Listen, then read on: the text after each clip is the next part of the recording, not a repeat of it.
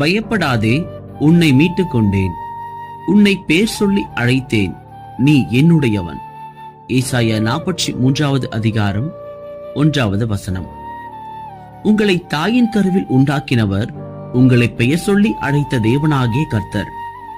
இம்மட்டுமாய் உங்களை மீட்டு எடுத்து உங்களை தப்புவித்து காத்து வழிநடத்தி வந்தவர், இந்த 2026 ஆண்டிலும் உங்க கரங்களை பிடித்து அவர் நடத்த போதுமானவராய் இருக்கிறார். இழந்து போனதை நினைச்சோ, எதிர்காலத்தை குறித்தோ, இல்ல வியாதியை குறித்தோ, கடன் பிரச்சனைகளை நினைத்தோ பயப்படாதீங்க.